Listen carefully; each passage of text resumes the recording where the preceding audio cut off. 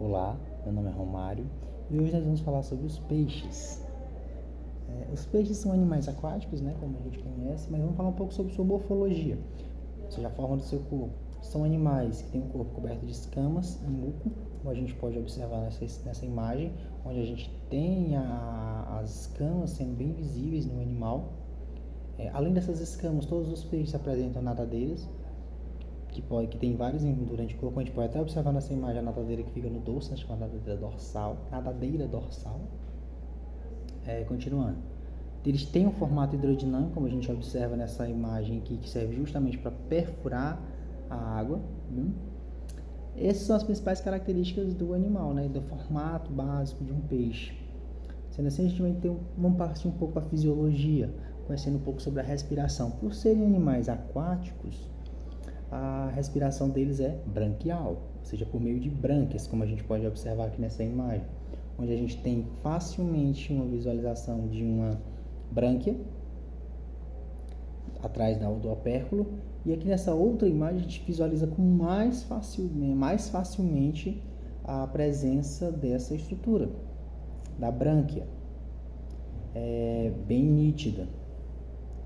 Continuando, aqui nessa outra imagem, simplesmente mostrando como a água entra através da boca do animal, ela deixa o oxigênio, a brânquia retira o oxigênio da água e o animal respira.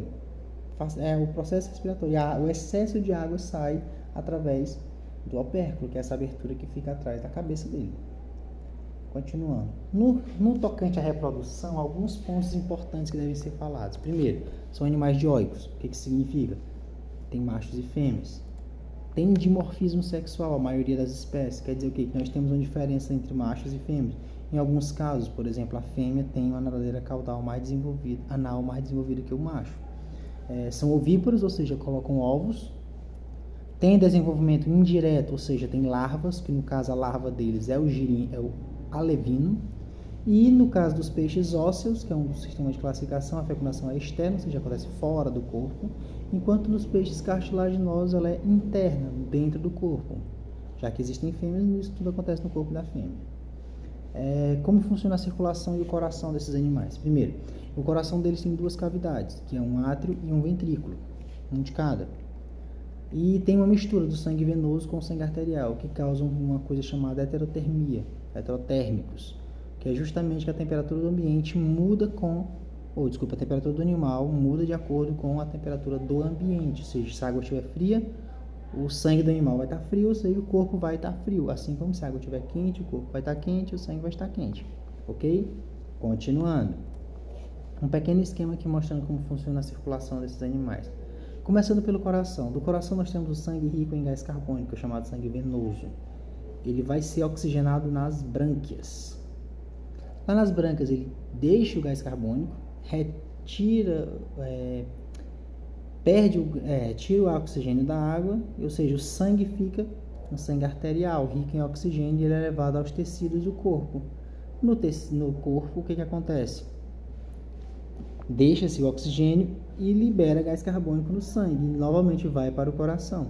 Então, se você observar bem, no coração nós temos apenas sangue rico em CO2, apenas rico em gás carbônico, enquanto no sangue venoso e arterial ele se mistura principalmente nos tecidos e nas brânquias.